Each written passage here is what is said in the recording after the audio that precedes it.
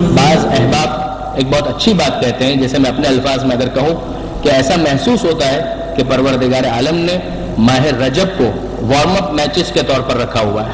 ماہ رجب اور ماہ شعبان کو نیٹ پریکٹس کے لیے رکھا ہوا ہے، تاکہ ماہ رجب اور شعبان کے اندر نیٹ پریکٹس کر کے وارم اپ میچ کھیل کر اب اس کے بعد اگر اگلے میچز کھیل لیں اور جیت جائیں تو کپ اپنا ہو جائے گا۔ تو وہ کپ اپنا ہوگا کہ نہیں ہوگا، لیکن یہ والا کپ تو بہرحال انشاءاللہ اپنا ہو جائے گا۔ پروردگار عالم نے رجب اور شعبان کو اسی انداز سے رکھا ہوا ہے کہ ماہ رجب ہے، ماہ شعبان ہے، انسان اس میں آمادہ ہو جائے کہ جس طریقے سے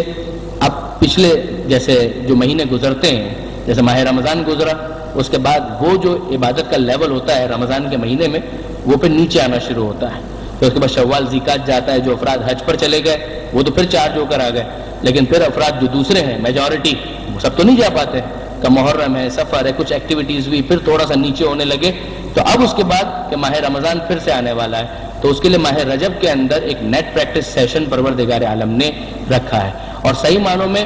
کوالیفائنگ یعنی کیپیسٹی جس کے پاس ہوتی ہے وہ اپنے آپ کو پروف اسی کے اندر کرتا ہے، یعنی ماہ رجب اور ماہ شعبان میں اسے پروف کرنا پڑے گا کہ وہ کتنا سیریس ہے ماہ رمضان کا میچ کھیلنے کے لیے، کہ ماہ رمضان کے بارے میں وہ کتنا حساس ہے، وہ کتنا سنجیدہ ہے، وہ اسے ثابت کرنا پڑے گا ماہ رجب اور پھر باقی ماہ شعبان میں، تاکہ وہ ذہنی طور پر آمادہ ہو جائے اور پھر اس کے بعد اگلے مراحل اس کے لیے بہت آسان ہو جائیں۔ درود بھیجئے محمد و آل محمد پر۔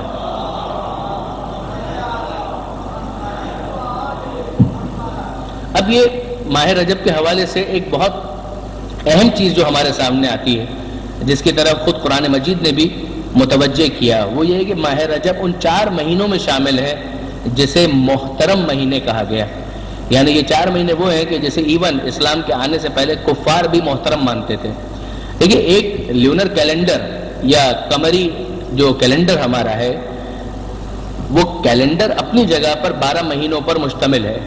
پھر اس کا آغاز کہاں سے مانا جائے وہ ایک الگ بحث ہے، مثلا عام الفیل مانا جائے یا بعثت کے حوالے سے کاؤنٹ کیا جائے یا ہجرت کے حوالے سے کاؤنٹ کیا جائے، وہ ایک الگ بحث ہے، لیکن جو 12 مہینے ہیں وہ 12 مہینے ہیں، تو وہ پہلے بھی 12 مہینے تھے۔ جس زمانے میں پیغمبر اکرم نے ابھی اعلان رسالت نہیں کیا تھا، اس وقت بھی یہ محرم، صفر، ربیع الاول، ربیع الثانی الی ذی الحج، اسی طریقے سے ان 12 مہینوں کو کاؤنٹ کیا جاتا تھا، اور اس میں بھی 4 مہینوں کو محترم مانا جاتا تھا کہ یہ 4 مہینے محترم ہیں۔ ان 4 مہینوں میں ایون ماہ رمضان شامل نہیں ہے۔ ماہ رمضان اپنی تمام تر عظمتوں کے باوجود، اپنی تمام تر جلالتوں کے باوجود، مگر ماہ رمضان اس میں شامل نہیں ہے، اس میں ماہ رجب شامل ہے۔ ماہ رجب، ماہ ذیقعدہ، ماہ ذی الحجہ اور ماہ محرم، کہ یہ 4 مہینے وہ ہیں کہ جنہیں محترم مہینے مانا گیا، کہ اس میں وہ لوگ بھی ایون جاہل عرب بھی جنگ و جدال سے پرہیز کرتے تھے، وہ کہتے تھے کہ نہیں، جنگ و جدال ان 4 مہینوں کے اندر ہمیں نہیں کرنا، اس کے اندر ہم تلوار نہیں اٹھائیں گے، اور اس احترام کو ایون مسلمانوں نے اسلام کے آنے کے بعد خدا کے حکم سے باقی رکھا تھا، البتہ احمقانہ نہیں، یعنی واقعاً عاقلانہ، کہ اگر کوئی تم پر حملہ کرے تو تم اپنا دفاع کر سکتے ہو، لیکن اگر تم خود اپنے طور پر جہاد ابتدائی اگر اس کا جواز بھی ہو تو بھی ان 4 مہینوں کے اندر تلوار نہیں کھینچی جائے گی، ان 4 مہینوں میں جنگ نہیں کی جائے گی۔ البتہ اگر آپ کو یاد ہو جو کچھ سالوں پہلے حزب اللہ کی جنگ ہوئی تھی، وہ بھی رجب کے مہینے میں ہوئی تھی، وہ بھی رجب کے مہینوں میں ہوئی تھی، تو اس موقع پر بھی ہم نے یہ گزارش کی تھی ایک ٹی وی چینل کے اوپر ہی کہ اگر یہ ذہن کے اندر آ جائے کہ رجب کا مہینہ جو ہے وہ تو محترم مہینہ ہے، تو اس میں جنگ کیسے ہو رہی ہے؟ کہ جنگ مسلط کی گئی ہے، جنگ خود سے نہیں کی جا رہی ہے، جنگ مسلط کی گئی ہے، حملہ غاصب کی طرف سے، حملہ جارے کی طرف سے، حملہ سامراج کی طرف سے ہوا ہے، تو دفاع نہ کرنے کا حکم نہیں دیا گیا ہے، دفاع عاقلانہ ہے، دفاع لاجیکل ہے کہ دفاع تو بہرحال کیا جائے گا، لیکن اگر خود سے حملہ کرنے کا واقعاً جینون ریزن بھی موجود ہو تب بھی تلوار کو روکا جائے گا، جنگ کا اعلان نہیں کیا جائے گا، جہاد کا اعلان اور قتال کا اعلان نہیں کیا جائے گا۔ یہ وہ حکم اسلامی ہے کہ جسے اسلام نے ان جاہل عربوں کی کچھ اچھی چیزوں کو اسلام نے مینٹین کیا ہے۔ کیا ٹھیک ہے؟ جو اچھی چیز ہے تو ٹھیک ہے، ہمیں انسان سے کوئی اناد نہیں ہے، اگر کوئی اچھی چیز ہے تو اس کو باقی رکھا جا سکتا ہے، لہٰذا اس کو اسلام نے مینٹین کیا۔ یہ 4 مہینوں میں، رجب میں بھی، ذی القعدہ میں بھی، ذی الحجہ کے اندر اور محرم میں، جیسے کہ میں نے گزارش کی کہ کہ ایون ماہ رمضان بھی اس کے اندر شامل نہیں ہوتا۔ پھر اس کے بعد بات آتی ہے نسبت کی، یعنی یہ عجیب ہے کہ ماہ رجب، ماہ شعبان اور ماہ رمضان، اس میں آپ نے ماہ رمضان کے لیے یقیناً سنا ہوگا کہ شہر اللہ، عربی کے اندر شہر کہتے ہیں مہینے کو، کہ شہر اللہ یعنی یہ اللہ کا مہینہ ہے۔ شعبان کا مہینہ کہا کہ یہ پیغمبر اکرم کا مہینہ ہے، اور رجب کا مہینہ کہا کہ یہ اہل بیت کا مہینہ ہے۔ تو اہل بیت کا مہینہ رجب کا، شعبان کا رسول خدا کا مہینہ، اور پھر ماہ رمضان یہ اللہ کا مہینہ۔ یعنی یہ سیکوینس بھی کتنا لاجیکل لگتا ہے کہ رجب کے بعد شعبان آتا ہے، رجب کو کراس کیے بغیر شعبان نہیں آئے گا، اور شعبان کو کراس کیے بغیر رمضان نہیں آئے گا۔ تو جس طریقے سے رجب کو کراس کیے بغیر شعبان تک نہیں جا سکتے، اور شعبان کو کراس کیے بغیر ماہ رمضان تک نہیں جا سکتے، تو اسی طریقے سے اہل بیت تک پہنچے بغیر پیغمبر اکرم تک نہیں پہنچ سکتے، اور پیغمبر اکرم تک پہنچے بغیر خدا تک نہیں پہنچ سکتے۔ یہ وہ ایک بنیادی کانسیپٹ کہ پروردگار عالم کا وہ اپنی جگہ پر، لیکن وہ معرفت کی کچھ گہرائی، حق کے معرفت تو ادا ہونا ناممکن ہے، لیکن وہ جو بنیادی جو انسان کے ذہن میں کانسیپٹ ہے، اس کانسیپٹ کو جو ڈیولپ کرنے والی بات ہے وہ کہاں سے ہوگی؟ کہ وہ اہل بیت کے ذریعے سے، اہل بیت سے پیغمبر اکرم، پیغمبر اکرم سے پھر خدا، کہ یہ ایک سیکوینس اور یہ آرڈر بنے گا۔ اچھا، یہاں پر ایک اور روایت بھی ہے، یہ تو ایک روایت ہے جس کے مطابق کہ ماہ رجب کے اہل بیت کا مہینہ، کہ ماہ شعبان کا وہ پیغمبر اکرم کا مہینہ، اور ماہ رمضان کا کہ یہ خدا کا مہینہ۔ ایک اور روایت ہے جس کے مطابق کہ رجب خدا کا مہینہ، رجب خدا کا مہینہ، اور شعبان کا وہ پیغمبر کا مہینہ، وہ اسی طریقے سے، اور پھر اس کے بعد ماہ رمضان کا یہ امت کا مہینہ ہے، یہ امت کا مہینہ ہے۔ ماہ رجب کا اللہ کا مہینہ، شعبان کا اللہ کے رسول کا مہینہ، اور پھر ماہ رمضان امت کا مہینہ۔ آپ یوں شروع کریں یا یوں شروع کریں، کوئی خاص فرق پڑے گا نہیں۔ ماہ رمضان اللہ کا مہینہ اور امت کا مہینہ،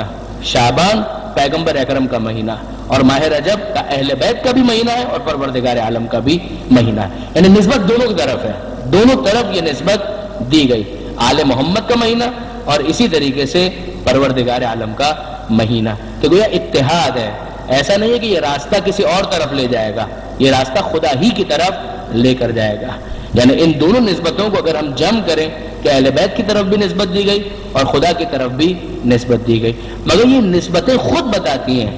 کہ یہ مہینہ کتنا امپورٹنٹ ہے، کہ اسے ایک طرف اہل بیت سے منسوب کیا جا رہا ہے اور دوسری طرف خود خدا سے اس مہینے کو منسوب کیا جا رہا ہے۔ اس کے بعد اگر ہم فقط مناسبتیں گننا شروع کریں کہ اس مہینے میں مناسبتیں کتنی ہیں، شاید کسی اور مہینے کے اندر شاید اتنی مناسبتیں آپ کو نظر نہیں آئیں گی کہ جتنی اس ایک مہینے کے اندر آپ کو مناسبتیں نظر آئیں گی، اور مختلف ڈائمنشنز ہیں۔ کچھ ولادت کی تاریخیں ہیں، کچھ شہادت کی تاریخیں ہیں، کچھ دشمنوں کی ہلاکت کی تاریخیں ہیں، کچھ فتوحات کی تاریخیں ہیں، کچھ جنگیں ہیں کہ جو فتح ہوئی ہیں اسی مہینے کے اندر۔ آپ اگر سٹارٹ سے ہی دیکھیں کہ مثلا یکم رجب ہے تو یکم رجب 5ویں امام کی ولادت،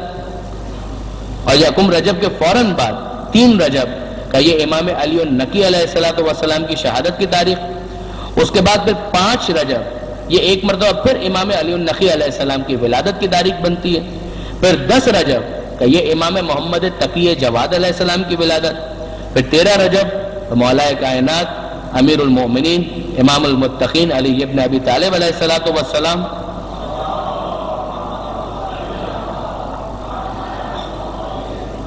یہ مولا کی ولادت بنتی ہے۔ 7 رجب جو ہم نے مس کر دی،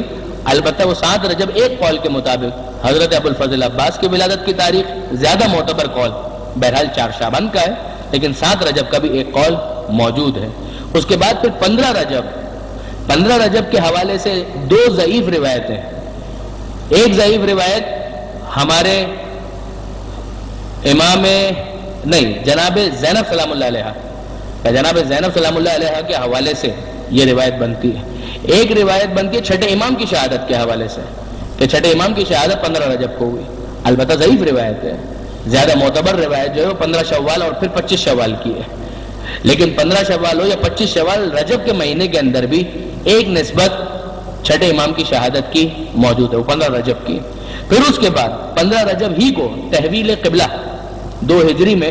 جو قبلہ تبدیل ہوا ہے تو وہ کس تاریخ کو؟ 15 رجب کی تاریخ تھی جب بیت المقدس سے خانہ کعبہ کی طرف مسلمانوں کے رخ کو پھیرا گیا اور یہ کہا گیا کہ اب سے خانہ کعبہ تمہارا قبلہ قرار پایا، جہاں بھی ہو اپنا رخ مسجد الحرام کی طرف کر لو، وجوہکم شطر المسجد الحرام۔ تو وہ جو واقعہ پیش آیا کہ وہ بھی ماہ رجب کے اندر پیش آیا 15 رجب کو، اور پھر 15 رجب ہی کو دیکھیے مولا کائنات اور جناب سیدہ سلام اللہ علیہما ان دونوں کا جو نکاح ہے، درود بھیجے محمد و آل محمد کا، یہ تو ذی الحج کی ابتدا میں، لیکن جو رخصتی ہے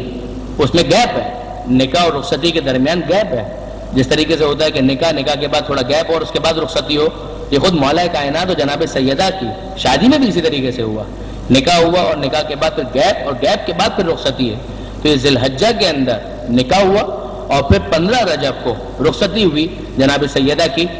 پیغمبر اکرم کے گھر سے مولا کائنات کے گھر کی طرف۔ پھر اس کے بعد 21 اور 22 رجب یہ 2 تاریخیں وہ ہیں کہ جن میں بعد کے بہت سے بڑے بڑے نام، وہ خیبر کے میدان میں جو بھاگ کر آنے کا واقعہ ہے کہ فتح نہیں کر پائے اور ہزیمت اٹھانی پڑی، وہ 21 اور 22 رجب 7 ہجری، یہ بھی رجب ہی کے مہینے کے اندر ہوا۔ اور اس کے بعد 23 رجب کو پیغمبر اکرم نے یہ اعلان کیا لَأُوتِيَنَّ الرَّایَةَ غَدًا رَجُلًا کَرَّارًا غَیْرَ فَرَّارٍ، کہ کل میں علم اس کو دوں گا جو مرد ہوگا، رجل ہوگا، کرار ہوگا، فرار نہیں ہوگا، فرار اختیار کرنے والا نہیں ہوگا، یحب اللہ ورسولہ ویحبہ اللہ ورسولہ، وہ اللہ اور اس کے رسول سے محبت کرتا ہوگا، اللہ اور اس کے رسول اس سے محبت کرتے ہوں گے، اور اس وقت تک پلٹ کر نہیں آئے گا جب تک فتح مند نہ ہو جائے۔ تو یہ واقعہ پیش آیا 23 رجب کو، اور پیغمبر اکرم نے یہ اعلان کیا کہ کل میں علم اس کو دوں گا۔ 24 رجب کو پیغمبر اکرم نے علم مولا کائنات کو دیا، اور 24 رجب 7 ہجری کو خیبر کو فتح کیا گیا۔ تو یہ بھی واقعہ جو 7 ہجری کا ہے مگر مہینہ رجب ہی کا قرار پاتا ہے۔ 22 رجب کو مرگ امیر شام، جس کی مناسبت سے بہرحال اس مناسبت سے کسی بھی مناسبت سے بہرحال وہ جو کنڈوں وغیرہ کا سلسلہ بھی ہوتا ہے اور نیاز وغیرہ کا سلسلہ بھی ہوتا ہے، وہ بھی اپنی جگہ پر اگر اباحت کے ساتھ مباح کی نیت سے کیا جائے تو کوئی اشکال کوئی حرج اس کے اندر نہیں ہے۔ پھر 25 رجب 183 ہجری 7ویں امام موسی کاظم علیہ السلام کی شہادت کی تاریخ ہے۔ ہارون رشید کے زہر کے اثر سے ہمارے 7ویں امام کی شہادت ہوئی۔ پھر 26 رجب 10 بعثت کے 10ویں سال، ایک قول کے مطابق حضرت ابو طالب کی شہادت وفات، شیب ابی طالب میں جو 3 سال گزارے ہیں اور ویسے ہی بڑھاپا اور سن اتنا زیادہ ہو چکا، تو اسلام کے اس محسن عظیم کی تاریخ وفات بھی ایک قول کے مطابق، البتہ اس میں روایتوں کا اختلاف ہے، البتہ ایک قول کے مطابق 26 رجب کو حضرت ابو طالب کی وفات ہوئی۔ پھر 27 رجب کی شب اور 27 رجب کا دن، یہ دونوں بہت اہم ہیں کہ شب 27 رجب کہ یہ وہ شب ہے کہ جس میں سبحان الذی اسری بعبدہ لیلا من المسجد الحرام الی المسجد الاقصی الذی بارکنا حولہ لنریہ من آیاتنا، کہ بے عیب وہ ذات کہ جو اپنے بندے کو ایک ہی رات میں مسجد حرام سے مسجد اقصی تک لے گئے، لنریہ من آیاتنا، تاکہ اسے اپنی نشانیاں دکھا سکے۔ یہ معراج کا واقعہ ایک قول قوی کے مطابق کہ شب 27 رجب یہ واقعہ پیش آیا، اور پھر 27 رجب کا دن غار حرا میں پیغمبر اکرم پر وحی اول کا نزول کہ اقرأ بسم ربک الذی خلق خلق الانسان من علق اقرأ وربک الاکرم الذی علم بالقلم علم الانسان ما لم یعلم۔ تو یہ جو پہلی 5 آیتیں نازل ہوئی، بعثت کا آغاز ہوا، اعلان رسالت ہوا، یہ 27 رجب کے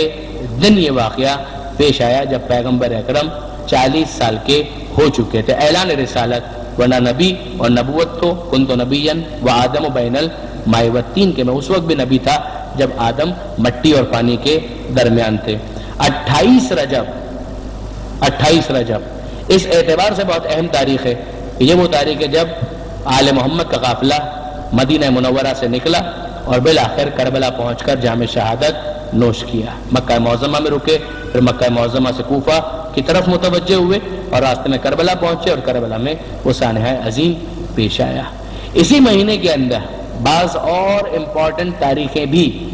بتائی گئی ہیں، البتہ چونکہ بہت زیادہ تحقیقی مواد نہیں تھا لہذا میں اس کو کوٹ نہیں کر رہا، لیکن ایک شخصیت کے بارے میں تو تقریباً یقین جیسا ہے کہ وہ اسی مہینے میں پیدا ہوئے، البتہ ان کی بھی تاریخ نہیں معلوم لیکن مہینہ رجب کا تھا، اور وہ جناب علی اصغر علیہ السلام جو کربلا کے ننھے شہید کا، ان کی ولادت بھی ماہ رجب ہی کے اندر ہوئی 60 ہجری میں، اس لیے کہ جب کربلا پہنچے تو 6 مہینے کے تھے، ماہ رجب میں جب یہ قافلہ چل رہا تھا تو اس وقت چند دنوں کے تھے۔ تو اس اعتبار سے اگر آپ دیکھیں تو اندازہ ہوتا ہے کہ کتنا زیادہ مناسبتوں کا اہتمام ہے اس ایک مہینے کے اندر، ماہ رجب کے اندر، یعنی بہت زیادہ مناسبتیں اس مہینے کے اندر، ولادتیں آپ کو اس میں ملیں گی بے شمار معصومین کی، شہادتیں بھی 2-3 آپ کو ملیں گی اس مہینے کے اندر، اسی طریقے سے تحویل قبلہ اور دوسرے واقعات اور خیبر کی فتح وغیرہ یہ سب بھی اس مہینے کے اندر ہوا۔ اس اعتبار سے واقعاً بڑی مرکزی اہمیت کا مہینہ بن جاتا ہے ماہ رجب۔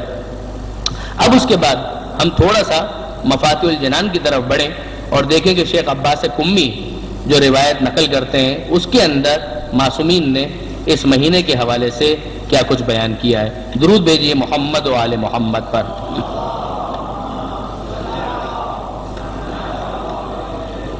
یہ بات ذہن میں رکھنے کی ہے کہ معصومین نے جو کچھ بیان کیا ہے مختلف مہینوں کے حوالے سے وہ اتنا زیادہ ہے کہ اسے کسی ایک کتاب کے اندر جمع نہیں کیا جا سکتا، یعنی بہت ساری کتابیں اس حوالے سے اویلیبل ہیں کہ خود ماہ رجب کے بارے میں، ماہ شعبان کے بارے میں، رمضان کے مہینے کے بارے میں، دعاؤں کے بارے میں اتنا لٹریچر ہے کہ مفاتیح الجنان بہت مشہور کتاب ہے، لیکن ایسا نہیں کہ صرف یہی ایک کتاب ہے کہ جس کے اندر ان اعمال وغیرہ کو جمع کیا گیا ہے، بلکہ دیگر کئی کتابیں ہیں۔ اگر میں غلطی نہیں کر رہا ہوں تو شیخ صدوق نے مستقل ایک کتاب لکھی ہے ان 3 مہینوں کے فضائل کے بارے میں، رجب، شعبان اور ماہ رمضان۔ اس کے علاوہ بھی اگر ہم مختلف دوسری کتابوں کو دیکھتے ہیں تو اس کے اندر زیارتوں کے بارے میں، دعاؤں کے بارے میں بہت مواد آل محمد سے ہم تک پہنچا ہے۔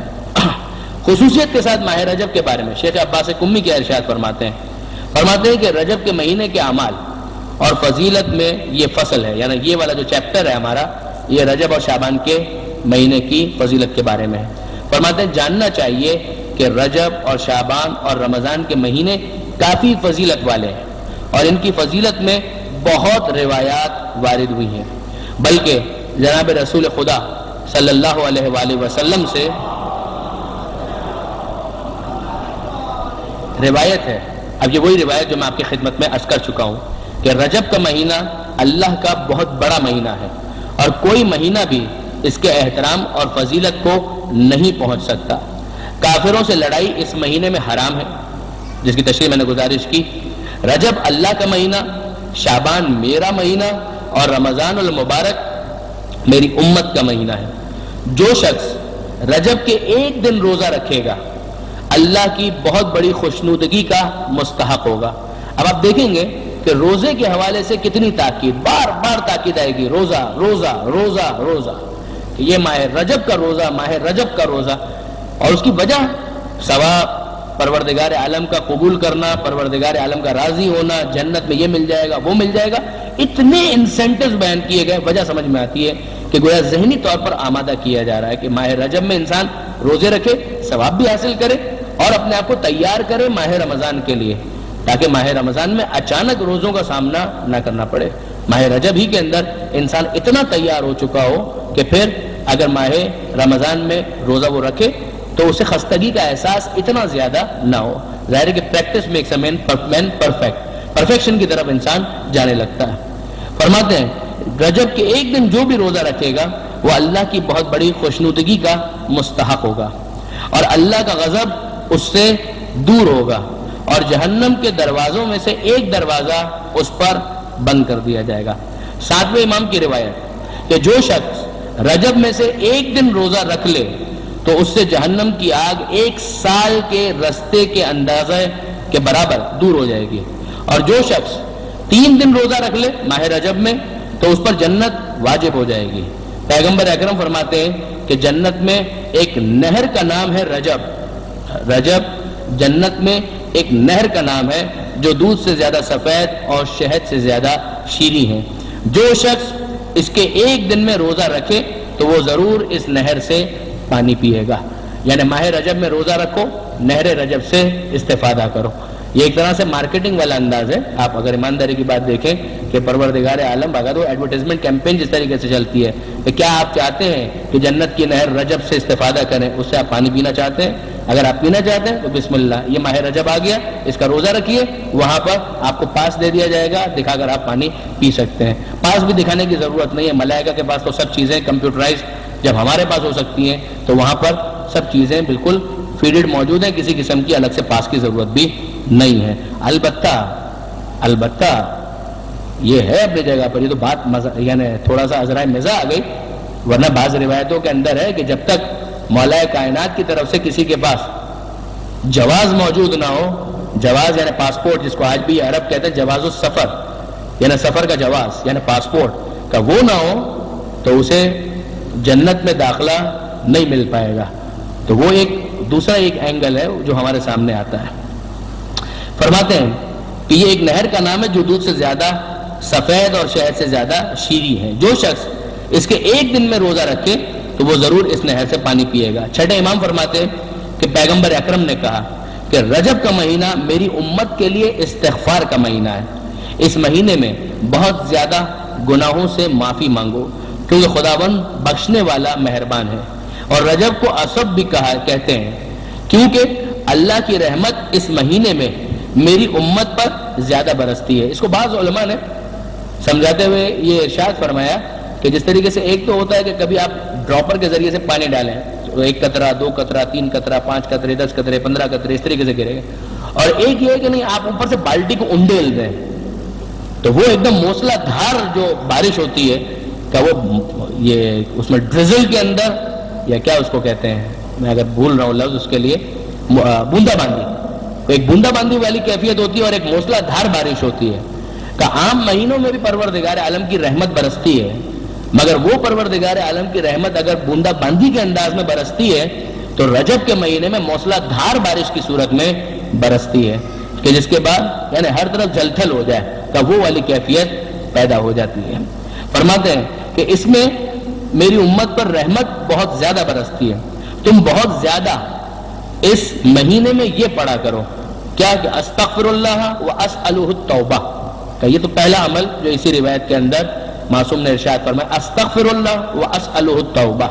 کہ میں اللہ سے استغفار کرتا ہوں اور اس سے توبہ کا سوال کرتا ہوں کہ مالک میں تیری بارگاہ میں پلٹ کر آنا چاہتا ہوں. توبہ یعنی پلٹ کر آنا, کہ مالک میں تیرا بننا چاہتا ہوں اور میں تجھ سے استغفار کرتا ہوں. تو جملہ بہت سادہ ہے کہ یہ جملہ گویا ایک طرح سے مسلسل تکرار والا جملہ بن جائے, استغفر اللہ واسألہ التوبہ, یہ والا جملہ کا بہت زیادہ یہ کہا کرو. شیخ عباس گمی آگے لکھتے ہیں کہ ابن بابوی نے معتبر سند سے سالم سے روایت کی ہے کہ اس نے کہا کہ میں رجب کے آخر میں, رجب کے بالکل اختتام پر چھٹے امام کی خدمت میں حاضر ہوا. جب حضرت کی نظر مبارک مجھ پر پڑی تو آپ نے فرمایا, ابھی جملہ آپ دیکھیں یعنی امام کا سوال کرنا, آپ امام سوال کر رہے ہیں, سوال کیا ہے, کیا تم نے اس مہینے میں روزہ رکھا, یعنی کہ باقاعدہ اصرار کے ساتھ یہ سوال, کیا تم نے اس مہینے میں روزہ رکھا. یہ ایسا ہے کہ یعنی اگر نہیں رکھا ہے تو تم نے بہت بڑی چیز مس کر دی. اگر نہ بھی کہتے امام تو سمجھ میں آ رہی تھی بات, یعنی وہ کہ کہیں بہت بڑا میلہ لگا ہو, 80-90% کوئی ڈسکاؤنٹ مل رہا ہو, 100 روپے کی چیز 10 روپے میں مل رہی ہو, اور آپ کو اپنا کوئی دوست نظر آئے اور آپ اس کو ارے بھائی تم وہاں گئے تھے, یا اس کو مس تو نہیں کر دیا تم نے. وہ والا جو انداز ہوتا ہے وہ انداز یہاں پر نظر آ رہا ہے. امام فرماتے ہیں کہ کیا تم نے اس مہینے میں روزہ رکھا. میں نے کہا نہ, قسم خدا کی ہے فرزند رسول میں نے روزہ نہیں رکھا.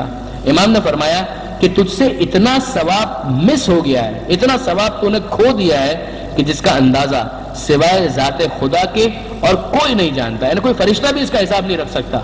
کہ تو نے کتنا ثواب مس کر دیا. کیونکہ یہ وہ مہینہ ہے کہ جسے خدا نے دوسرے مہینوں پر فضیلت دی ہے اور اس کے احترام کو بہت بڑا قرار دیا ہے, اور اس میں روزے رکھنے والے کا احترام اپنے اوپر فرض کر دیا ہے. یہ جملہ بڑا امپورٹنٹ ہے. امام فرماتے ہیں روزہ رکھنے والے کا احترام اپنے اوپر فرض کر دیا ہے. دیکھیں ایک تو دے دینا, تو آپ بھی مثلا کتا ہے، کتے کے سامنے اگر ہڈی ڈال دیں یا گوشت ڈال دیں تو وہ بھی آپ نے دے دیا، مگر اس کو احترام نہیں کہتے، اس کو احترام نہیں کہتے۔ کوئی آپ کے گھر پر آیا کرے معاف کرو بابا دیتے نا، تھوڑی دیر بیٹھ جاؤ، پھر تھوڑی دیر کے بعد آپ نے کچھ دے تو دیا، مگر اس کو احترام تو نہیں کہتے۔ ایک پروردگار عالم ہے کہ ٹھیک ہے تم مجھے قبول نہیں ہو مگر ٹھیک ہے تم کو دے دیتے ہیں، اور ایک ہے کہ نہیں پروردگار عالم کی طرف سے احترام انسان کو حاصل ہو جائے، یہ بہت بڑی بات ہے کہ خدا ریسپیکٹ کرنے لگے، خدا کی طرف سے عزت مل جائے کسی انسان کو۔ امام فرماتے ہیں کہ اگر اس مہینے میں کوئی روزہ رکھتا ہے تو پروردگار عالم اس کا احترام اپنے اوپر فرض قرار دیتا ہے۔ میں نے عرض کی اب ظاہر ہے کہ وہ بیچارہ جب سنتا ہے کہ ماہ رجب تو اب اینڈ پر آ گیا، 20-25 رجب مثلاً ہو چکی ہے اور ختم ہونے والا ہے ماہ رجب، تو اس نے کہا کہ اب میں یہ جو 3-4 دن جو بچے ہیں اس میں کچھ روزہ رکھ کے کچھ کمپنسیشن ہو سکتا ہے؟ تو اسے سوال کیا کہ اے فرزند رسول اگر میں ان باقی ماندہ دنوں میں روزہ رکھ لوں تو اس میں روزہ داروں کے بعض ثواب پر فائز ہو جاؤں گا، یعنی پورا نہیں بھی ملے گا تو تھوڑا بہت کچھ ملے گا کہ نہیں ملے گا؟ تو آپ نے فرمایا کہ اے سالم جو شخص اس کے آخر میں، یعنی دیکھیے اب تک جملے سے اندازہ یہ ہو رہا ہے کہ اب تک اگر تم نے روزہ نہیں رکھا بہت کچھ مس کر دیا۔ اب امام آخر رجب کی بات کرتے ہیں، فرماتے ہیں کہ جو آخر میں رجب کے اختتام پر ایک دن روزہ رکھے خدا اسے سکرات موت کی سختی اور موت کے بعد والے خوف قبر کے عذاب سے محفوظ رکھے گا، اور جو شخص اس کے آخر سے 2 دن روزہ رکھے لاسٹ اینڈ سیکنڈ لاسٹ تو پل صراط سے آسانی سے گزر جائے گا،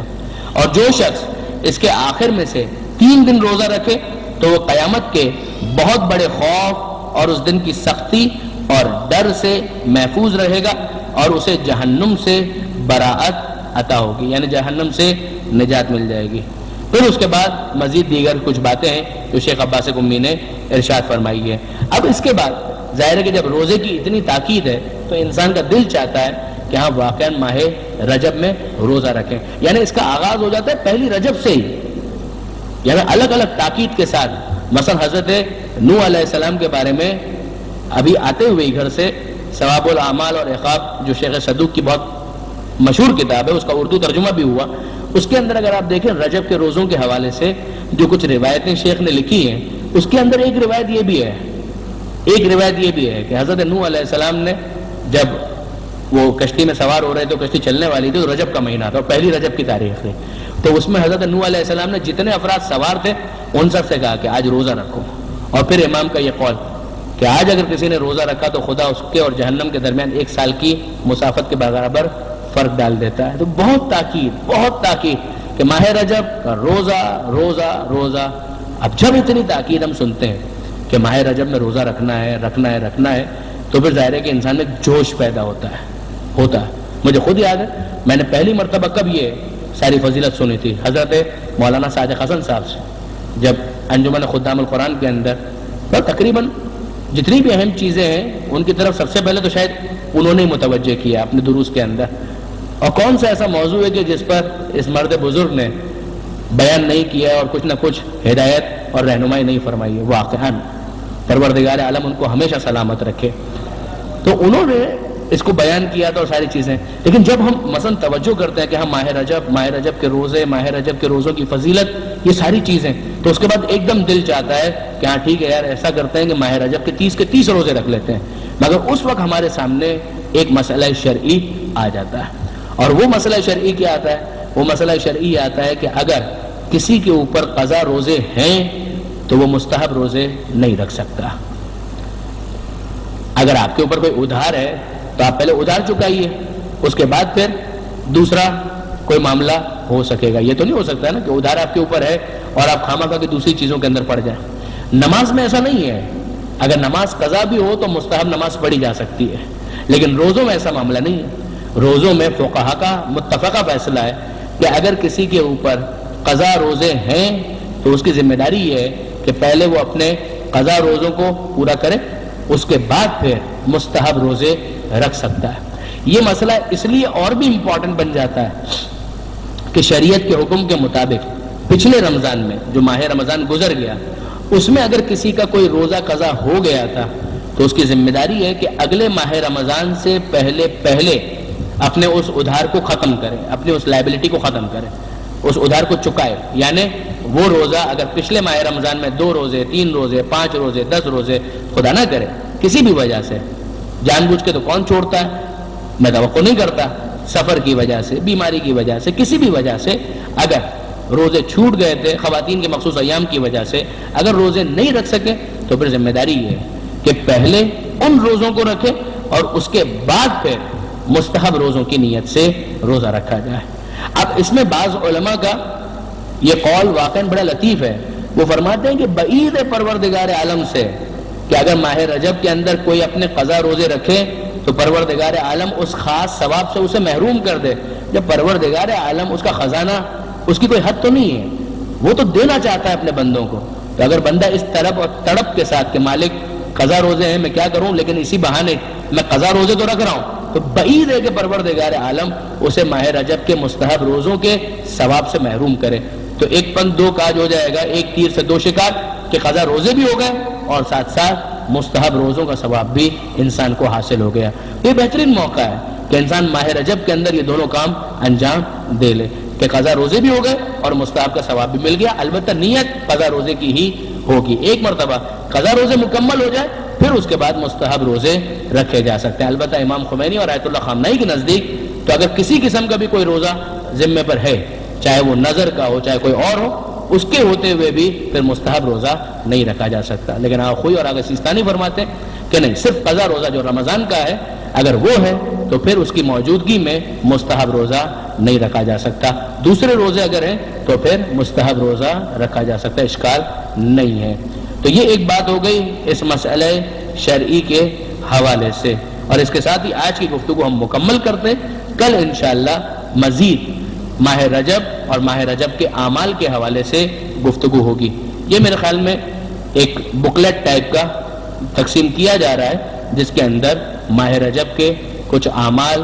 درج کیے گئے ہیں. زیادہ تر یہ مفاتیح الجنان ہی سے لیے گئے اور اچھی کوشش ہے، 6-7 صفحے کے اندر ہے. کئی مرتبہ ایسا ہوتا ہے کہ مفاتیح کو ہولڈ کرنا تھوڑا سا بھاری لگتا ہے، لیکن یہ اگر جیب میں بھی ہو تو اگر آپ آفس میں ہیں کہیں بھی ہے کوئی ٹائم ملتا ہے، بس میں جا رہے ہیں گاڑی میں جا رہے ہیں، نہیں گاڑی میں جا رہے ہیں اور ڈرائیو کر رہے ہیں تو مت پڑھیے گا، لیکن اگر کوئی اور ڈرائیو کر رہا ہے اور آپ کے لیے موقع ہو تو آپ اس کا مطالعہ کر سکتے ہیں. ویسے ہی بیٹھے ہوئے کسی کا انتظار کر رہے ہیں، جیب میں یہ پرچہ نکالا کہ ماہ رجب کے کچھ اعمال اس کے اندر لکھے ہوئے ہیں تو اسے اس کے اندر پڑھا جا سکتا ہے. جی آج نہیں دے رہے، یہ آج نہیں دے رہے، آپ کو کل دیں گے انشاءاللہ. صحیح. اور دوسرا اعلان یہ ہے کہ کل انشاءاللہ محفل شاہ خراسان کے پروگرام کے بعد یہاں پر فوراً پروگرام شروع ہو جائے گا. تو یہ انشاءاللہ کل آپ کے درمیان تقسیم کیا جائے گا، اور انشاءاللہ کل دیگر اعمال کے علاوہ عمل ام داؤد کے حوالے سے بھی کچھ گزارشات پیش کرنے کی سعادت حاصل کریں گے کہ جس کے بارے میں بعض محدثین نے یہ جملہ لکھا ہے کہ یہ عمل اگر کوئی کرے آزما کر دیکھے کہ انشاءاللہ اس کی دعا ضرور بضرور قبول ہوگی. یہ واقعاً جملہ محدثین کا لکھنا کہ آزما کر دیکھیں، ہم یہ تجربہ کر چکے ہیں، یہ اتنا معمولی جملہ نہیں ہے، واقعاً بڑا اہم جملہ ہے. عمل ام داؤد اور دیگر اعمال ماہ رجب کے حوالے سے انشاءاللہ العزیز کل گفتگو ہوگی. پروردگار عالم سے دعا کرتے ہیں مالک تجھے واسطہ محمد و آل محمد کا ہمارے اس قلیل توسل کو اپنی بارگاہ میں شرف قبولیت عنایت فرما. مالک تجھے واسطہ محمد و آل محمد کا ماہ رجب آنے والا ہے جو تیرا بھی مہینہ ہے، اہل بیت کا بھی مہینہ ہے، وہ کام کہ جس سے تو اور اہل بیت راضی ہوں اس مہینے میں انجام دینے کی ہمیں توفیق عطا فرما. مالک تجھے واسطہ محمد و آل محمد کا، آل محمد کے ماننے والے چاہنے والے جہاں کہیں بھی آباد ہیں ان کی جان مال عزت و آبرو کی حفاظت فرما.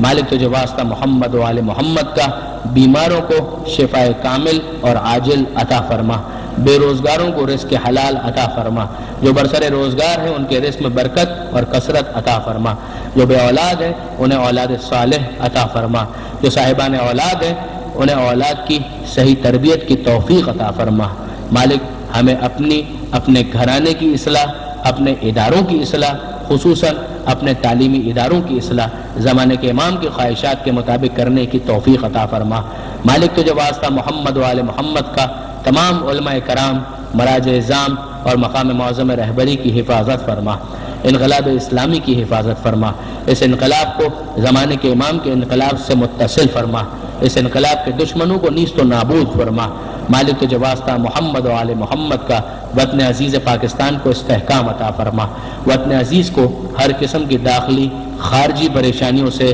محفوظ فرما۔ مالک پاک فوج کو موجودہ جنگ میں فتح و نصرت اور غلبہ عطا فرما۔ وطن عزیز سے دہشت گردی اور دہشت گردوں کا خاتمہ فرما۔ مالک ہمارے شہداء کے قاتلوں کو نیست و نابود فرما۔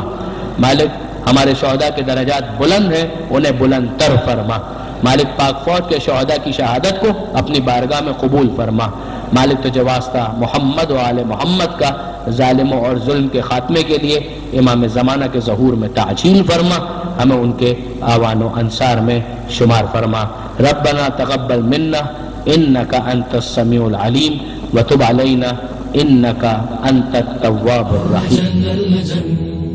اللجن اللجن يا مولا اللجن اللجن اللجن اللجن اللجن اللجن اللجن يا صاحب السماء اللجن